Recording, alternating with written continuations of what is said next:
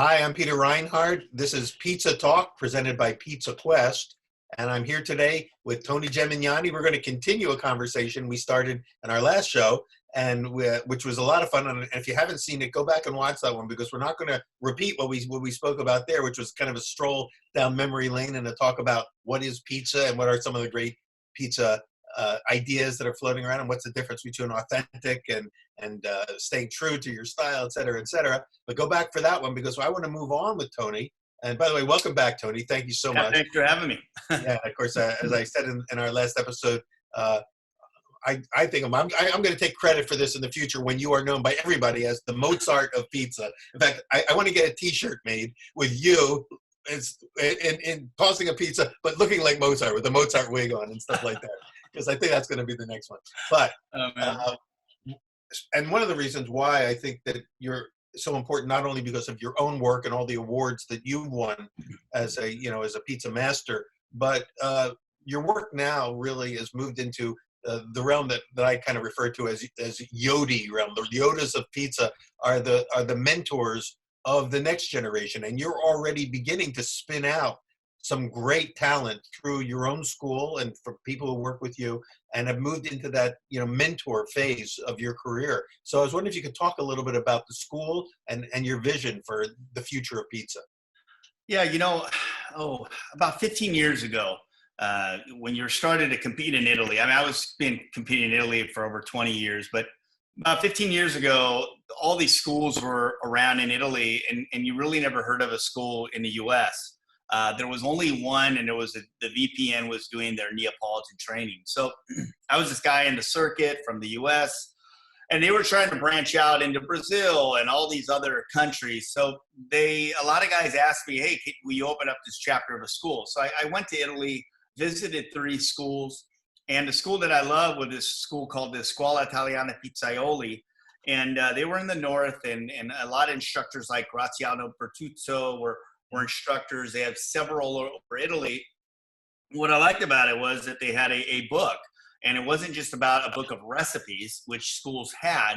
They actually had the science behind the dough and bread and understanding simple sugars, complex sugars, alpha amylase. So I was like, okay, this is a real school. It's not just giving me a bunch of recipes. So I took their courses. I got my master credentials, and I came back to the U.S. And when I came back to the U.S., I said, okay, I want to teach pizza in the pan. I want to teach classic pizza, Roman pizza.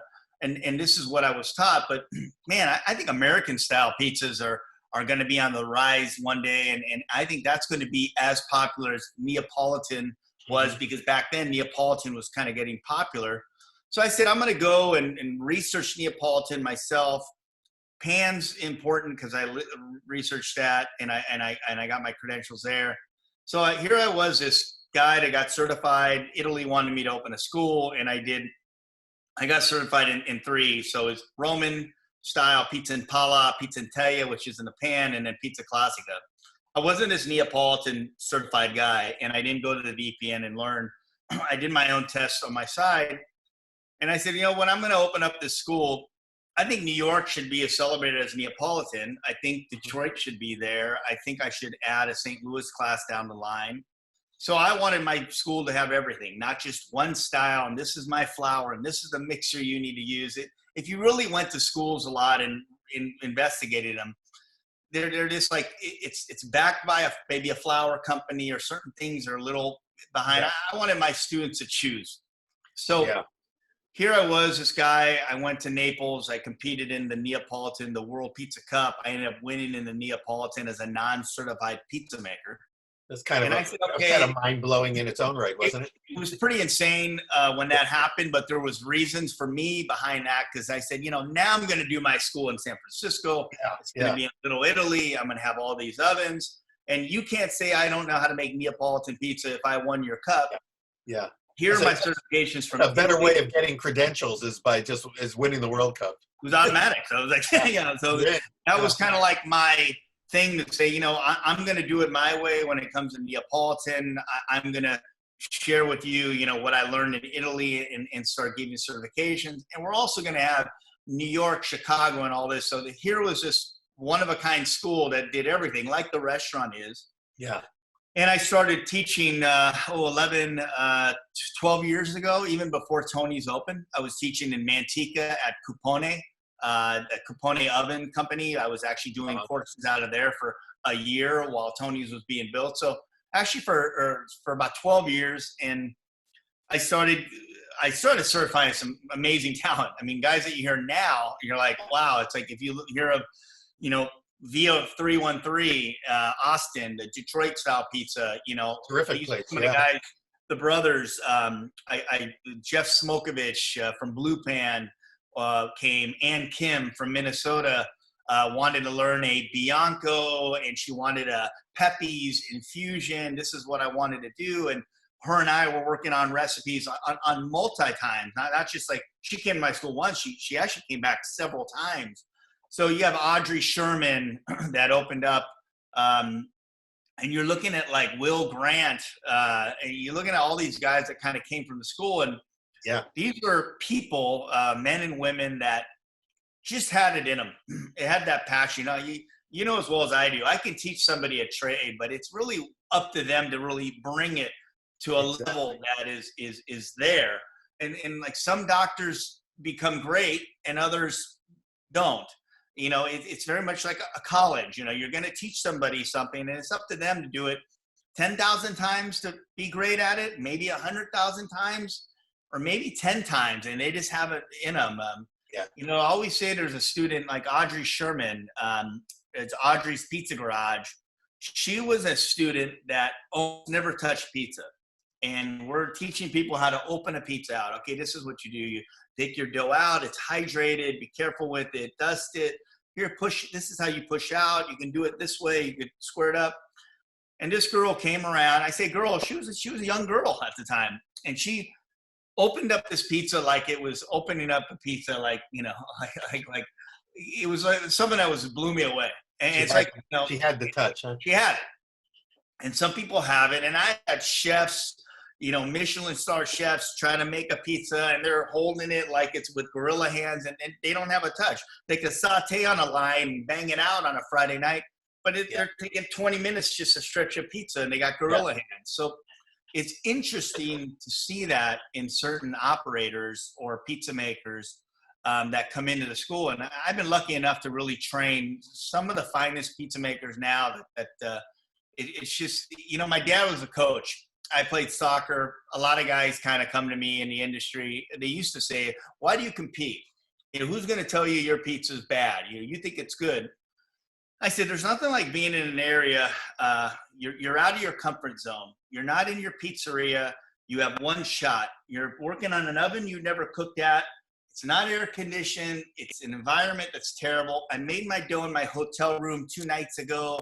I brought my pre-ferment from US. I have this one shot. I'm making the best pizza I could ever make in my life. And you adapt to conditions. You're understanding, wow, this oven's too hot. What do I do? This is a weird area. Should I stage my dough longer, or do I put it back in my cooler, which is a handheld cooler that I rolled into this competition? I had to become better at that moment. And I gave them this pizza in front of them, and they looked at it, and they ate it, they inspected it, and they're trying it, and they're critiquing it.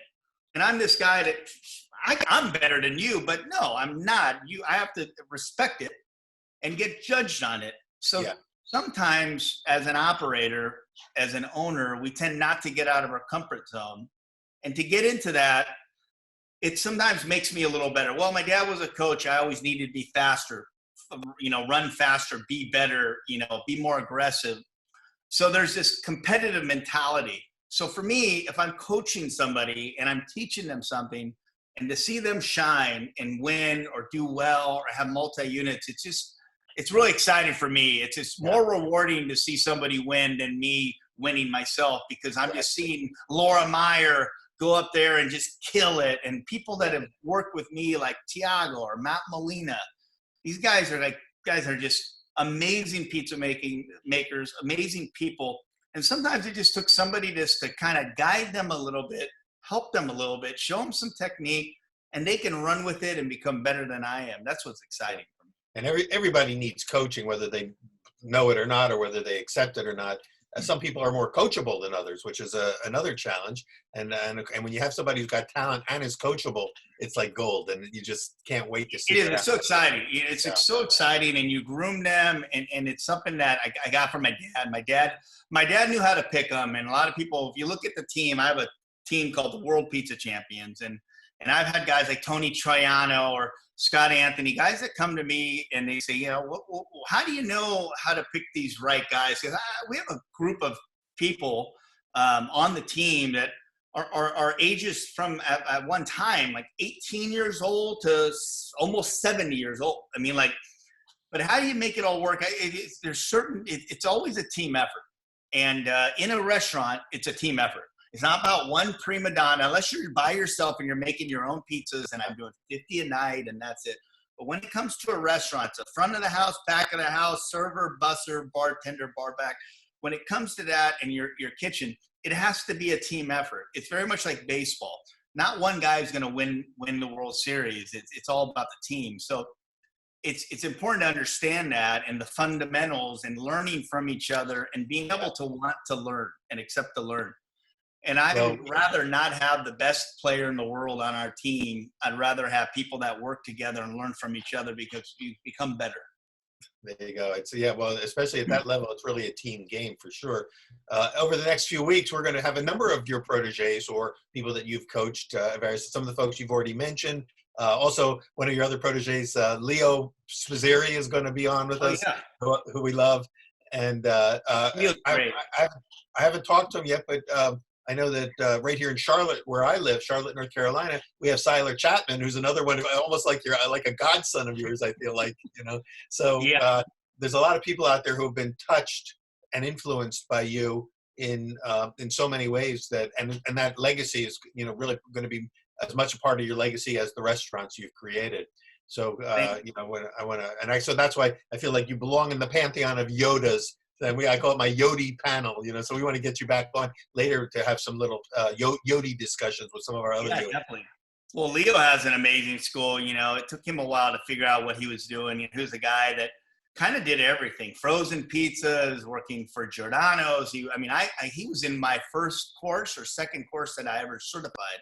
And now he's a master instructor. He has a school in Chicago, right outside of Chicago. And he did it without coming up through the restaurant route like you did. He did it more as from the development side. Yeah, he was. He worked at a lot of different places, and I'm just glad he found his calling and excited. And you think of Siler Chapman, you know, this 18-year-old kid that was trying to toss pizzas on a stage in New York. And he was a kid that I'm like, what is this guy doing at the time? I gave him my videos on how to toss pizzas. And I said, don't come back until you. It was so funny. CNN was there filming us, and he was the first guy on. And Jeannie Most, or whatever that lady is on CNN back in the day, she was there. She grabbed me. So you must have better people than this. And CNN's yelling at me, and I'm like, you know, and I'm like, okay, Siler, here's some videos. Learn how to throw. Get off the stage. Okay, Joe Carlucci's next. Michael Shepard's next. Right. George, I mean, there's funny things with him, and I still consider him a kid, and he has. You know, and yet he's not a kid anymore. He's in his late 30s. He's got kids of his own, and he's still a kid. Tell him. Tony says he's still a kid. Yeah, that's right.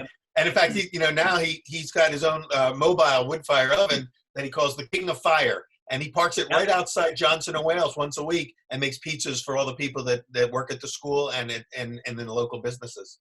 Yeah, and he's actually killing it. In a time right now, the coronavirus is going on. You know, big restaurants are getting hurt. Slice house concepts are doing well, and these mobile kitchens that, especially internal mobile kitchens, are doing actually better than external, meaning the ones that are like more enclosed.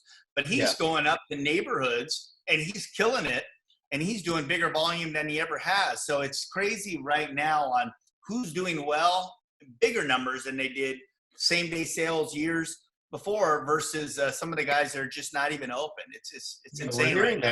We're hearing that from some people that are doing better and many who are struggling. I'm sure it's a bigger challenge for the large, like your large restaurant, like Pizza Rock in Las Vegas. That's got to be a bigger challenge to get through this period than maybe your slice shop, right? But how are you pivoting in each of these places to keep the doors open and keep the cash flowing? Yeah, it's a challenge right now. I have anywhere from a 900 square foot concept to 9,000 square foot concept. So the concepts that are doing well or better are the ones that are smaller, primarily to go and delivery. And my larger restaurants, 180 seats, 40 seats at the bar, are actually having some trouble. Tony's right now is struggling. We're about 45% down because it's hard to make up. We turn tables 9 to 10 times a day, almost every hour on the hour at Tony's. It's insane. We could service 1,000 people for dine-in. So losing that component of that, per day is actually been a big struggle. How Some of about us the alcohol and the bar sales too, right? yeah, it's just everything, so we are up and delivering to go. That's of course catapulted, but to make up for it, it hasn't been that strong. So I'm all over the place. I'm in stadiums, I'm in casinos, I have licensing. Some are closed, some are open. The bigger box ones could be down 50, 60, 40%. And then you have one that is doing bigger numbers than we did the year before, and we're closing at 9 because now everything's a bedroom community. Everyone eats at the same time. Nobody's hanging out bars and going out. So the pizzeria I started with, called Paisanos, back in the day, Castro Valley, suburb of San Francisco, Yeah. bedroom community. We had that rush, and everybody's getting killed right now. It's 5 o'clock, 8 o'clock. You're getting pounded. Your phones are ringing off the hook. It's that everybody's a bedroom community now. Nobody's out late. So to handle that much volume right now at one time, if you're not used to it, you don't have 4 phone lines or 3 POSs that people can get on, then everyone's is struggling right now. So most of my concepts can handle it, but are we working on getting better ordering systems, to go packaging, everything like that? Yeah, we are building that side of the company quite a bit.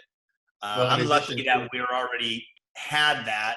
I've talked to a lot of guys that do not have delivery, have never done to go. Those are the ones that are challenging for the pizzeria and operators right now. And in addition to your own restaurants, I know you're getting deluged with calls from other operators who kind of look to you as the call Mr. Fix-It guy, and asking for advice, and you're again back in the mentoring role, helping your colleagues get through this as well. I get calls all the time on just how to make a better pizza for delivery for Neapolitan. How do I get into the frozen pizza game right now? If you look at Goldbelly right now nationally and you go to goldbelly.com, you're seeing all these guys from Prince Street Pizza. Now you see Piazza Pizza now just got out in Arizona. Lou Malnati's, Detroit Style Pizza Company with Sean Randazzo. You see all these guys are on this.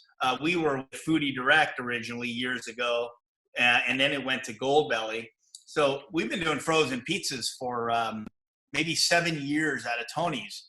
That now has catapulted, like Super Bowl Sunday. It was like, okay, when are you busy with frozen pizzas? Was the week of Super Bowl Sunday. Now every day is like Super Bowl Sunday. So we're actually doing 90 pizzas a day, 5 days a week on just delivery nationwide, frozen next day air. And it's that market. Tony, do you have like a blast freezer, or we don't have we do have a walk-in freezer, but we don't have a blast freezer like you should. But we do par bake our pies, put them in the freezer, walk-in freezer. They freeze. We freeze them overnight. We put them in a sleeve type bag that we seal, and then we pack them. And we literally are rotating them the order before to get them done, and then we par bake them, and then we do it. I mean, that right there has been a challenge, but that's actually saved Tony's quite a bit. Now we have it for Pizza Rock too, where you can get frozen pizza from Pizza Rock in Las Vegas. Everybody, I heard that company is 1,300 restaurants in line. If you were to try to get in and say, God, I want to do my frozen pizzas. We have a popular place in, Michigan. They'll say, well, there's about 1,300 people in line right now. So I heard that it's big, but that actually helped me a lot. Actually, so it's one great. thing that's so amazing about the pizza operators is this is a very resilient group of people. The pizza business, I think, has probably responded as well or maybe better than almost any other sector in the restaurant industry, in the hospitality industry. and I know it's a challenge for everybody, and it's and the unknowns that are out there, and the fact that you're not only having to pivot once, but maybe every week you've got to make another adjustment because of the rules changing, and it's like it's hard to keep up. And I just hand it to everybody who's hanging in there and finding a way to work. And I know that you've been helping many of them. While you're also dealing with your own many. How many locations do you actually have right now as we speak? We have close to 30 if you count the ballparks, which none of those are open. So if you look at the 49ers or you look at the Warriors and Giants baseball, we have about actually almost 30 concepts. We have some growing into some other stadiums that will happen eventually. We have a lot of things that we're actually on hold now. So a lot of things are just on hold, and we're trying to maintain what we're doing right now. So it's a challenge right now for me, honestly. I wouldn't just come on here and just say, oh yeah, everything's up, we're doing great. Some places are up and a lot of places are super down.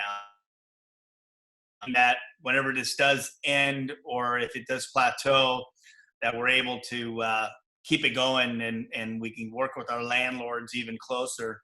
No, I mean, will it be stronger to go on delivery for a long time? I believe so.